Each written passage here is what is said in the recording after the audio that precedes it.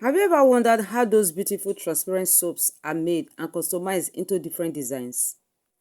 Today I will show you how to make your own melt and pot soap base from scratch and how to turn it into a beautiful carrot soap. Let's get started. I start by measuring out 120 grams of coconut oil.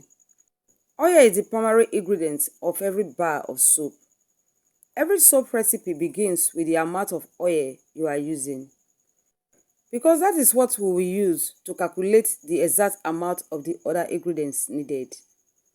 Once my digital scale hit exactly 120 grams, I set it aside and move on to the next ingredient.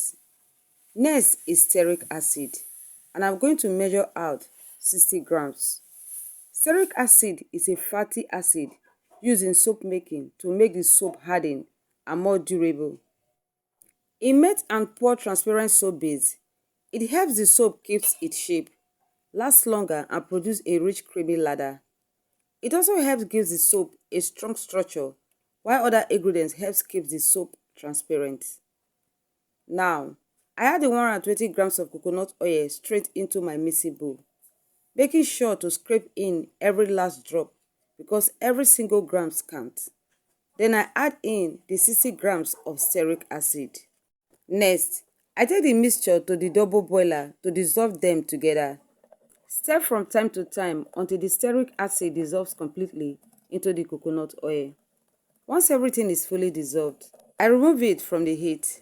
Before we proceed to the next step, please make sure you are wearing your goggles, nose masks, and gloves, and also make sure there are no children or pets around you because we are about to handle lye. Now, I measure out 30.4 grams of sodium hydroxide and set it aside. Then I measure out 57 grams of distilled water, nothing more and nothing less. Precision is very important in soap making.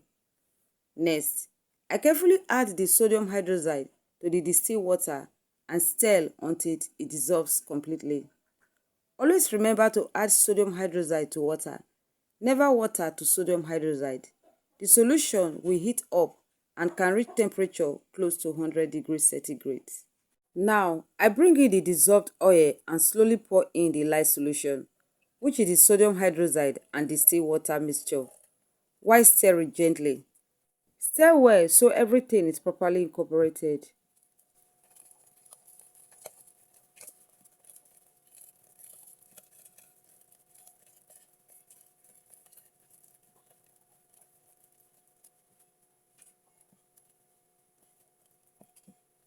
Once mixed, I cover it tightly with aluminum foil or any airtight cover to trap the heat inside, then set it aside.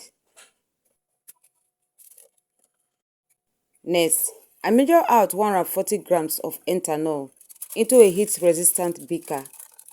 Once accurately measured, I cover it with aluminum foil and set it aside. I also measure 140 grams of propylene glycol in another heat-resistant beaker and cover it as well.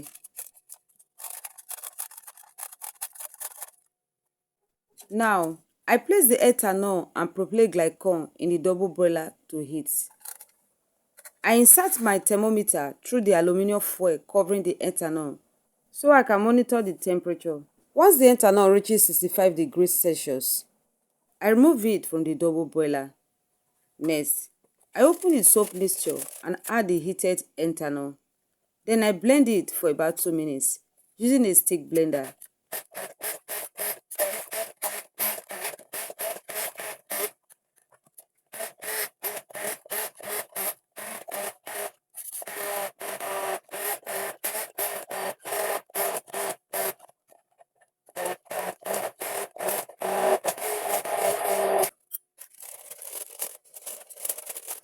Once properly mixed, I cover it again with aluminum foil and return it to the double boiler to heat together with the propylene glycol, which is already warming in the double boiler.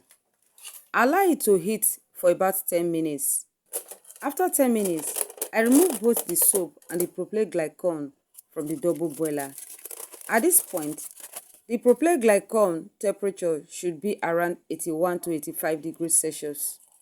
Now, I open the soap mixture and add in the heated propylene glycol. Then blend again for 2 minutes.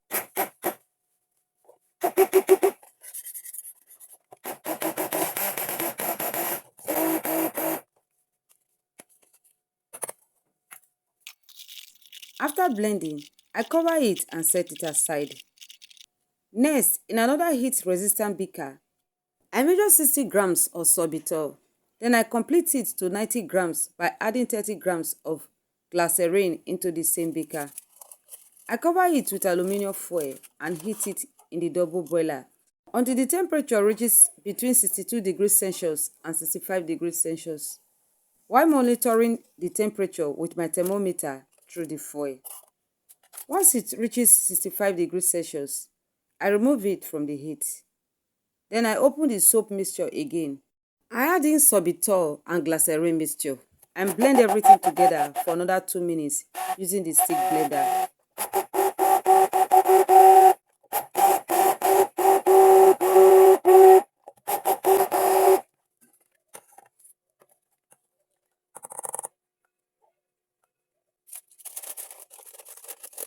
After blending, I cover it again and allow it to rest for about 15 minutes.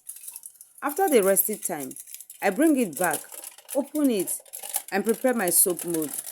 I gently pour the soap mixture into the mold and allow it to sit overnight to harden.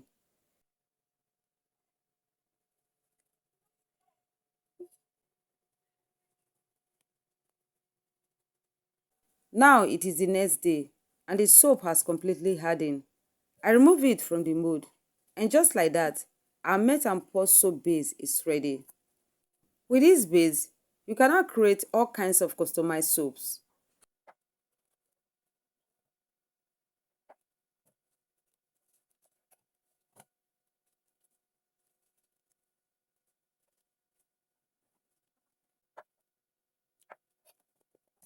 Now let me quickly show you how to use this soap base. I cut about 600 grams of the soap base into small cubes. Then I place the cubes into a container and melt them using a double boiler, stirring from time to time until everything dissolves completely. Once melted, I remove it from the heat.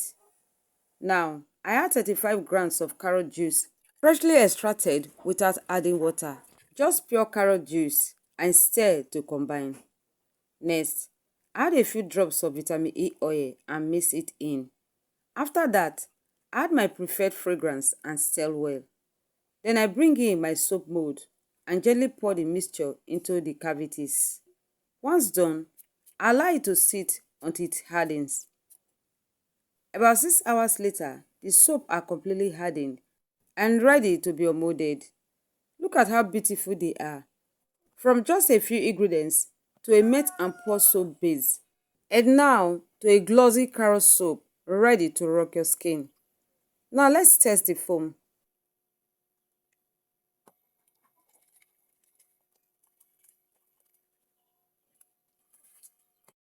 Look at those beautiful creamy ladders. And that is it for today. If you enjoyed this tutorial, don't forget to like, share and subscribe for more DIY skincare tutorial. See you in the next one. God bless.